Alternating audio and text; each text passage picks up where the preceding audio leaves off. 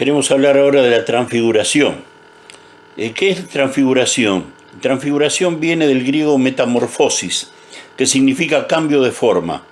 A diferencia de la transformación de las metamorfosis paganas, que se pueden ver como aparición de dioses en figura terrena, como por ejemplo Thor, ¿vio? O bien transformación de hombres en seres divinos por tomar forma celestial, Jesucristo se transfiguró ante 3 de sus discípulos, solo 6 días después del primer anuncio de su pasión. En Marcos 9, del 2 al 9 lo va a encontrar. La tradición fijó en el monte Tabor la ubicación del monte, en cuya cima pasó estos hechos, ¿no es cierto?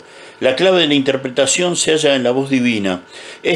La voz de Dios no se dirige a Jesús, al Señor Jesús, como en el bautismo, cuando en el bautismo le dice en Marcos 1:11, tú eres mi hijo amado, sino que acá la voz se dirige a Pedro, Jacobo y Juan y les dice, este es mi hijo amado. Contra el trasfondo del Salmo 2:7, la voz les presenta a Jesús como hijo amado de Dios. Lo presenta como el Mesías y al hacerlo confirma la reciente declaración de Pedro cuando él le dijo, tú eres el Cristo, el Hijo del Dios viviente. Usted sabe que Mesías y Cristo es la misma palabra, ¿sí? Luego con las palabras a él oíd, la voz divina alude al profeta escatológico al que según la promesa de Deuteronomio 18:15 el pueblo iba a prestar atención y obediencia. En otras palabras, el hecho de emprender Jesús el camino de su pasión, Marcos 8:31 y siguientes, en vez del camino dictado por la expectativa popular. Acuérdense que ellos esperaban un guerrero que los liberara de la opresión romana. No impide que él sea el Mesías, el Hijo del Hombre glorioso, de Daniel 7:13. La aparición de Moisés y Elías junto al Señor Jesús pueden simbolizar el respaldo de la ley y los profetas al mesianazgo de Jesús, ¿no es cierto? Lucas 9:31 dice que hablaban de su partida. Literalmente la palabra allí es éxodo, que Jesús iba a cumplir en Jerusalén. El Señor ya se estaba por ir y estaban hablando de eso.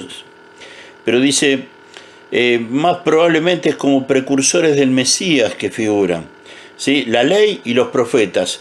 La ley representada en Moisés, los profetas representados en Elías, que eran lo que regía fundamentalmente las doctrinas judías, ¿no es cierto?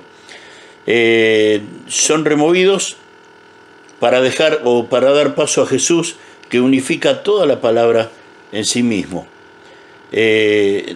Cuando Pedro urge una prolongación del goce celestial que sugiere la igualdad entre Moisés, Elías y Jesús, cuando dice hagamos 3 enramadas, estemos acá, ¿no es cierto?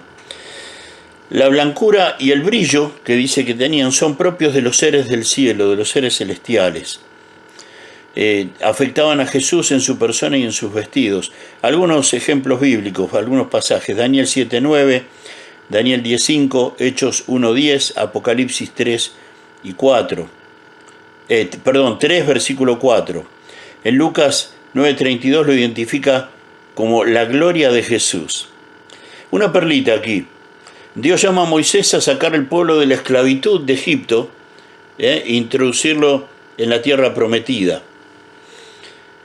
En Números 20:12 dice que a consecuencia de la desobediencia de Moisés, Dios le dice que no va a poder introducir al pueblo a la tierra prometida. Y él literalmente muere antes de entrar. Deuteronomio 34 habla de la muerte de Moisés sin haber podido entrar a la tierra prometida a pesar de que le había dicho que entraría. Ahora, en el monte de la transfiguración, 1250 años después, allí está Moisés pisando el suelo de la tierra prometida. ¿Será que Dios cumple sus promesas?